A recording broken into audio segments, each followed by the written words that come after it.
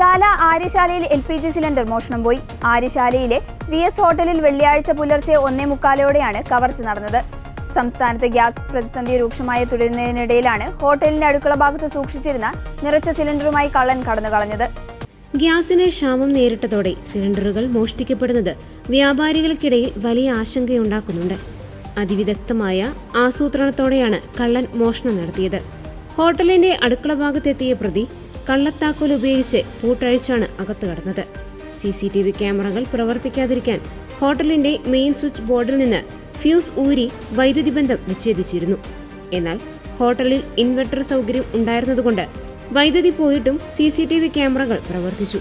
ഇതോടെ കള്ളൻ ഹോട്ടലിലേക്ക് വരുന്നതും നിറച്ച ഗ്യാസ് കുറ്റിയുമായി മടങ്ങുന്നതും CCTVയിൽ പതിഞ്ഞു. ഹോട്ടൽ പരിസരത്തെക്കുറിച്ച് കൃത്യമായി അറിയാവുന്ന ആരോ ആണ് മോഷണത്തിന് പിന്നിലെന്ന് ഉടമ സംശയിക്കുന്നുണ്ട്. കള്ളൻ മറ്റു സാധനങ്ങളൊന്നും മോഷ്ടിക്കാതെ കൃത്യമായി ഗ്യാസ് കുറ്റി മാത്രം എടുത്തുകൊണ്ടുപോയതും വൈദ്യുതി ഫ്യൂസ് എവിടെയാണെന്ന് മുൻകൂട്ടി അറിഞ്ഞതും ഇതുകൊണ്ടാവാമെന്ന് അദ്ദേഹം പറഞ്ഞു. ഫോർട്ട് പോലീസ് സ്ഥലത്തെത്തി പ്രാഥമിക പരിശോധനകൾ നടത്തി. മോഷണത്തിന്റെ CCTV ദൃശ്യങ്ങൾ ഹോട്ടലുടമ പോലീസിന് കൈമാറിയിട്ടുണ്ട്. CCTVയിൽ പതിഞ്ഞ ആളെ തിരിച്ചറിയാനുള്ള ശ്രമത്തിലാണ് പോലീസ്.